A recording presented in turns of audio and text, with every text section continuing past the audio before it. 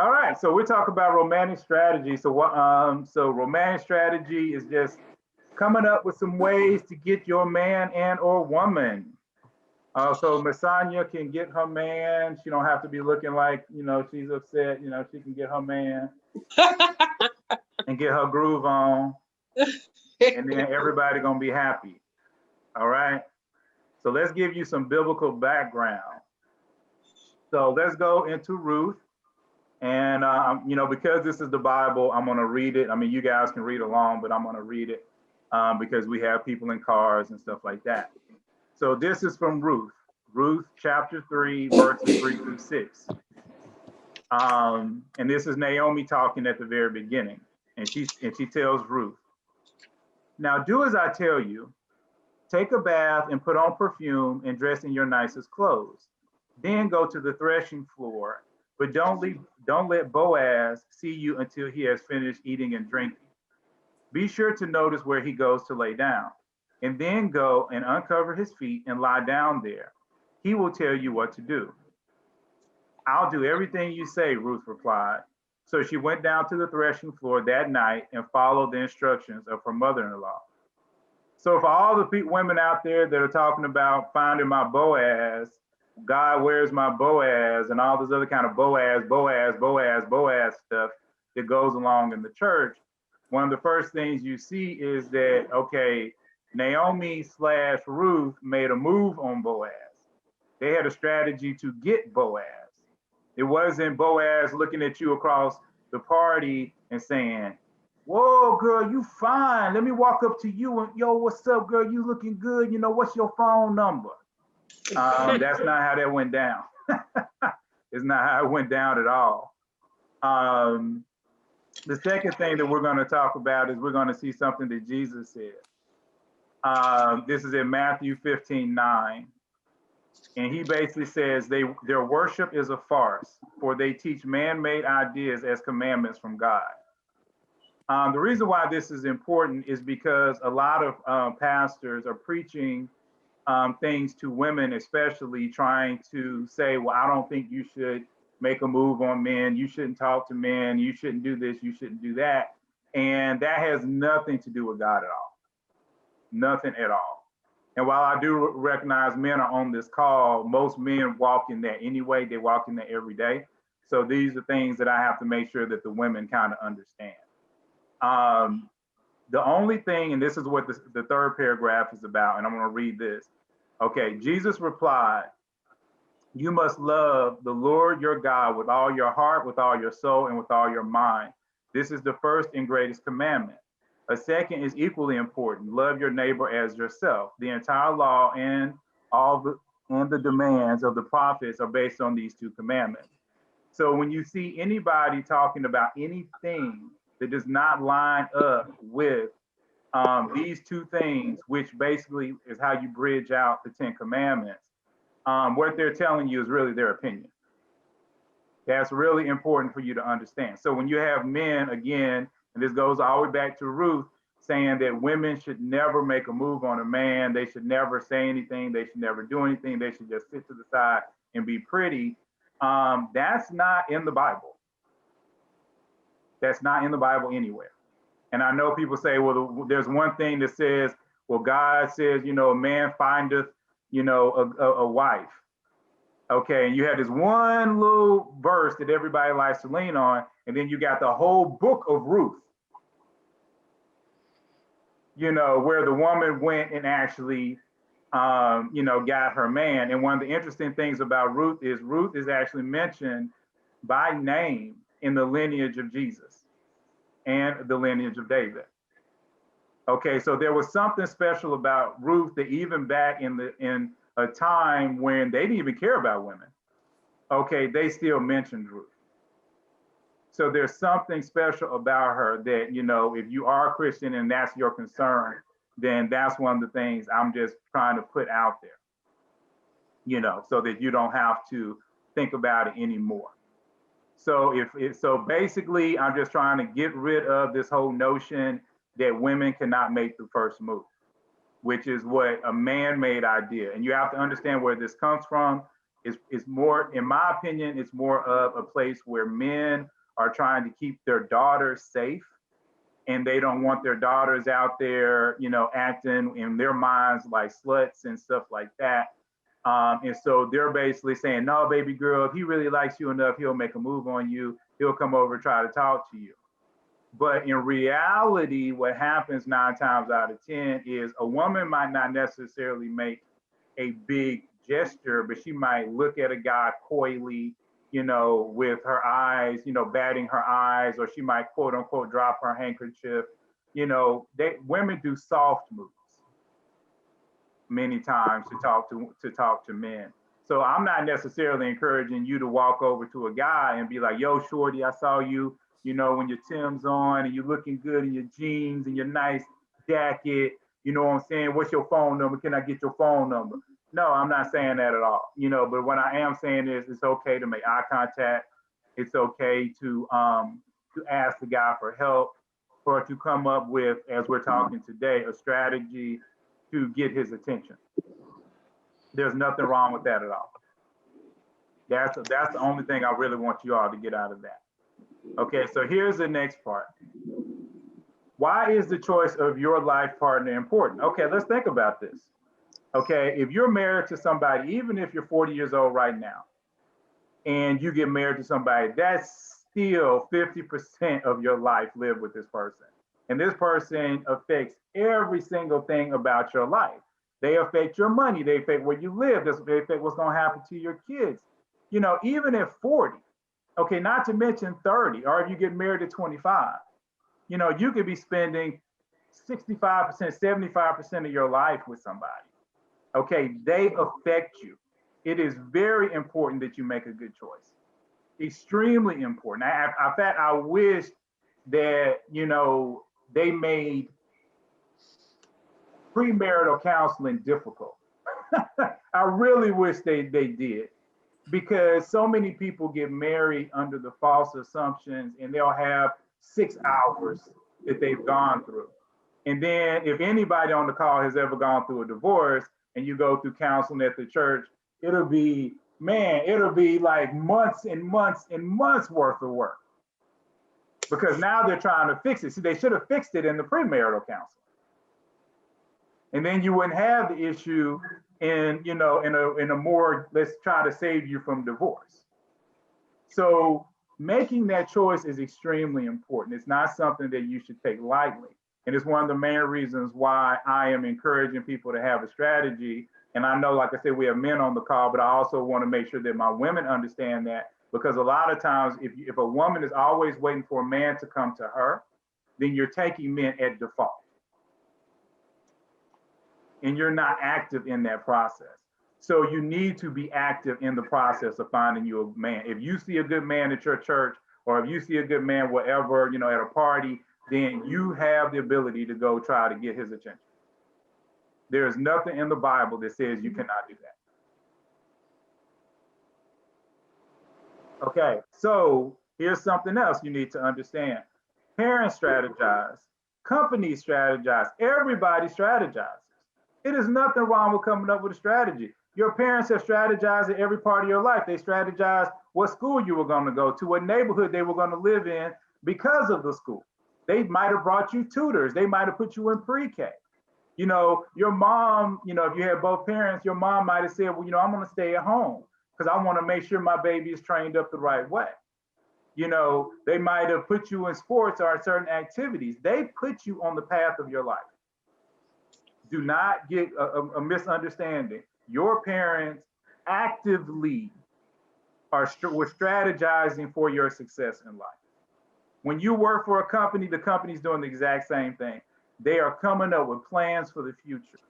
They are trying to figure out, how do we advertise? They're saying, how do we stay current? They educate their employees. They are not taking anything for chance at a chance. They are trying to make sure they have success. Okay, so if parents can do it, companies can do it. We've already talked about the fact that whoever you end up with is almost a make or break for your life. This person can break your life. Okay, over 50%, if not 75% of your life, your lineage, every single thing okay, is wrapped up into the person that you're going to be with. So let's not play a game that, it doesn't matter, who you end up with. And so you need to stop thinking that, ooh, love should be so easy and I don't have to do anything. No, everything in life worth something you're going to have to work for. Even God, the Bible says that God will bless a field. He will bless, the fruits of your labor. He will bless all that, but you still got to get out and plant that field. Whether it's raining, whether it's cold, whether the ground is hard, you gotta, put your oxen, to the plow, and you have to plow that field. It's without a doubt you have to put in work, and then God will bless the work of your hands. That's how that works. God will bless the work of your hands. So let's not play the game that you sit around and pray, and then boom, God, the Amazon person is now your your person for life. Okay, so again, success rarely happens by chance. So you have your idea. If you're on this call, your idea is probably, hey, I want to get married one day. Hey, I want to try to find the person of my dreams. So you have to come up with a plan. You come up with your strategy, and then that's how you get success.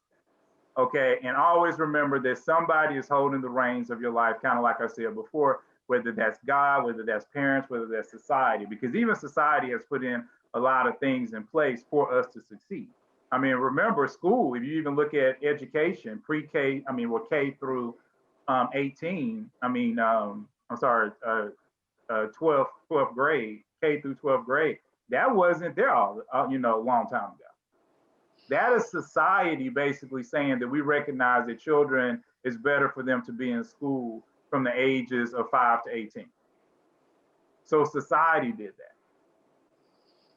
So there's a lot of people out there that are trying to create some sort of success in your life. So again, everyone needs to think about this and, work towards finding success for themselves. Okay, so this is a strategy that I put in place. You can print this screen or, do a screen print, or you can write down notes, whatever you want. I will go through it in detail because I know that this is what a lot of people are really interested in. Okay, so if you've been hanging around with Christian Singles Connect for a while, you know that one of our first things is about knowing yourself. And we do the Enneagram here. I know some, again, I always talk about it where some Christians might not believe in it, and that's fine. That's up to you, whether or not you want to look at it that way. The way I see it is just a personality test. I don't see it as anything beyond that. It's just a personality test as far as I'm concerned. And if you have questions about that, we can go over that in a minute. I just want to get through this whole thing real quick. So the next thing is about your own maturity and your stress levels. You need to understand that. Some people think that, oh, I'm so mature. Oh, I'm so mature. Well, there's a lot of things that basically will teach you if you're mature. The way that we see maturity over here is that if you're willing to do the thing that you don't want to do because you need to do it, that is how, we see maturity. So it's not about what you want to do. If you're like, well, I got to do what I want to do, I got to have what I want to have, then you're immature. Because it's not about you. It's about doing what you need to do. Okay. And then your stress levels. And this is something that you can somewhat control, but many times you can't fully control it, but you can control it a little bit. Like if your job is stressing you out, you might have to put up with it for 6 months before you can find another job. But you have the ability to find another job eventually. But we also know that stress does play a huge factor in personality and what you're going through in life. So once you get through that, you need to better yourself, because once you understand your personality and you understand what you need, now you can actually kind of fight against your own problems and actually bring yourself up to a higher level and a higher register, and you can do things to lower your stress, and you want to basically become healthy emotionally, physically, and spiritually. That's really important. Also, don't fight the game. This is another thing where Christians don't like They don't really like this. They don't want to play the game. But the game exists everywhere, and it exists there for a reason. You know, men are generally attracted to certain things. Women are generally attracted to certain things. If you don't want to play the game to a degree, then you're just pretty much sitting on the sidelines. That's really what you're doing. You're just sitting on the sidelines because the game has been around for thousands of years.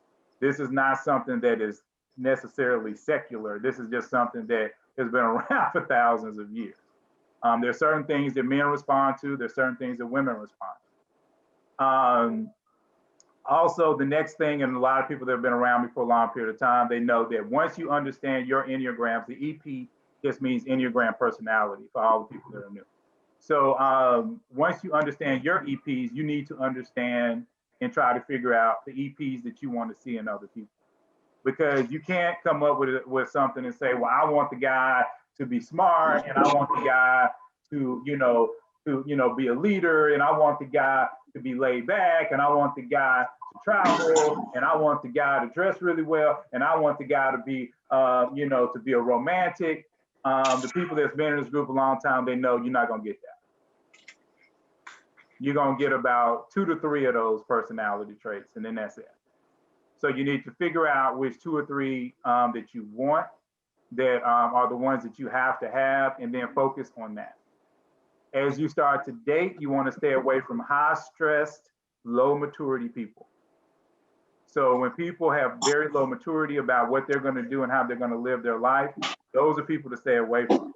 If they're very high stressed and they're not basically working to get out of that stress, again, that's somebody you want to stay away from. You don't need people with high stress. Okay, because if they can't curb it before they get with you, they're not going to curb it. Okay, you want to remove unneeded constraints. And this is one of those tricky things because this could be bad advice, misinformed mentors, and also yourself get out of your own way. Because see, I know everybody that's here has probably already read a book about romance. They probably watched somebody on YouTube. They probably listen to Steve Harvey. It doesn't matter. You know, you've gotten advice somewhere. So you really need to analyze all the advice that you got, that you've received, and figure out whether or not this is actually good advice or bad advice.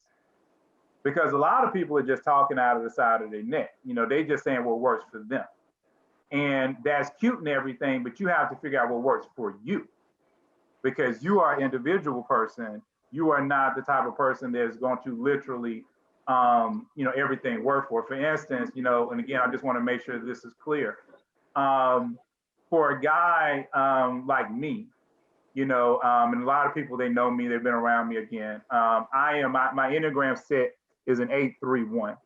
So as an 8, I am not that guy that's going to waltz. I'm not going to say it's never going to happen, but it's rare for me to waltz across a room and be in a room where I don't know anybody, and then walks across the room and then say, see a woman and just strike up a conversation and, try to get her number, through flirting or whatever it is. That's really not my skill. I really prefer to kind of know people a little bit if I can. And then if I do something like that, it's probably going to be more of me just trying to talk to her just normally, not really trying to do a lot of flirting or anything like that, just have a conversation. And then if we mesh, then I might, ask her for a number or whatever before I leave. And the reason why I say it's like this is because there's literally people out there that will basically tell guys, look, just walk up to the girl and just be like, yo, I was looking at you, give me your number. And you're like, well, that might work for you, dude. You 6'5", muscles everywhere, driving, a $200,000 car, dude. Okay, that works for you. But us regular dudes, that don't work for us. So we have to have our own strategy. So everybody needs to think about what works for them, what's worked for you in the past, what can work for you in the future. Another thing, and I'm gonna mess around with Connect on this one because me and her were talking about this last night, and I'm gonna put her on the spot. I know she's over there cheesing. Okay, don't wait. Okay, date, talk to people, get out there. You can move at a comfortable pace, because I know some people have kids and other things like that. And I know we're in COVID right now, but get out there because you need to make mistakes. And only by dating will you make mistakes. Will you be like, oh, okay, wow, I should have really said this. I cannot believe I did that. Oh, wow, I forgot his name, or I forgot her name. um, if you don't kind of get in that flow, then your perfect person could come and then you're not ready for them. So just because you're dating doesn't mean that you have to date the same person over and over again. It doesn't mean that you have to get in a relationship. It just means that you can go out. You can say, hey, I would love to take you out for a cup of coffee, or just have a conversation. You don't need to go deeper than that. It can just be you guys chilling until you feel comfortable. Now, I believe in dating with a purpose. I know a lot of churches are pushing the dating with a purpose, and I believe in dating with a purpose, but you can only date with a purpose after you know who you are and after you've done some groundwork. The whole purpose of just doing basic dating is to have a better understanding of basic groundwork, of basic who you are and what you like. Like, for all the people that have studied the Enneagram now, okay, if you go out and you say, hey, well, I want to, date a guy that is very outgoing, then you can ask God, say, God, send me a 3. Let me date these guys. Let me see how it feels. Okay, and so you can date them, and then you might be like, whoa, I don't know if I want a 3 no more. Or you might say, hey, I want to date an 8, and then you meet them in the 8, all us 8s are we slightly controlling. I just put it out there. And you might get with an 8, and you're like, oh no, that was too much right there. That's not gonna work for me. So you have to think like that. And so as you date more people, you can start to say, well, I like personalities like this. I like, women who move this way. I like guys who move this way. And so as you start to do that, now you know what you want. So now you can truly date with a purpose because you know what you want. It's kind of like going to buy a car. If you say, well, I just want to go buy a car. Okay, well, do you want a sedan, a hatchback, a SUV, a van, a truck? And then you say, well, I want a sedan. Okay, well, what brand do you want? What color do you want? Do you want all-wheel drive? Do you want it to be a hybrid? You have to know what you want. You cannot date with a purpose without knowing what you want. Okay, also, somebody's got a lot of air going on. Also, don't be afraid to walk away and put time limits on dating these people. Okay, dating is not a relationship. That needs to be said. Dating is not a relationship. You can date somebody for 2 months, okay, but you need to put a time limit on it. You need to say, you know what, I am going to date this guy for 3 weeks. We went out on one date. I kind of liked him. I'm willing to go out on a second date with him. Second date was cool. So you know what, I'm going to give him 4 more weeks. If I like where it's going, I'm going to stay. If I don't like it, I am going to evaluate it, and then I'm going to move on. Don't worry about being lonely. Don't worry about all of that, because what you'll start to see is that once you really get into dating, that's when everybody starts to pop up anyway, because now you're in the groove. Okay. Also, once you're in a relationship, dedicate time each year to better the relationship. Remember, the whole point of CSC, Christian Singles Connect, is to get you in relationships, forge strong relationships, and have those relationships to be long lasting. Almost everybody that I run into that's divorced, we all took something for chance.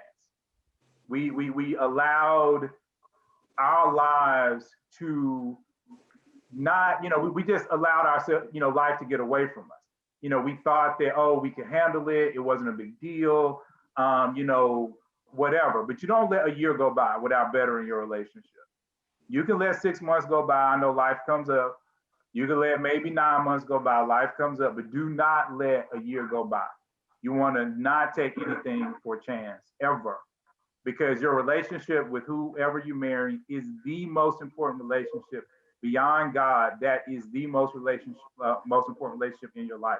I cannot stress that enough. So you want to feed it, and feeding it is not date night. That's not feeding it. Feeding it is bettering yourself and understanding what the person needs and giving them what they need. And when I'm talking about giving them what they need, I'm not talking about physically. I'm not talking about that. I'm talking about emotionally and spiritually. Okay. So here's the last one. This is just kind of a preview of Tuesday for everybody out there and kind of what we're going to be talking about, because I know a lot of people had the confusion. Men are welcome to pop up on our talk on Tuesday, because we're talking about victorious vaginas, all the vaginas that are going to be victorious. Yeah, E101 turned like real quick, like what? I see you, man. He was like, what were you talking about? I thought this was a Christian channel.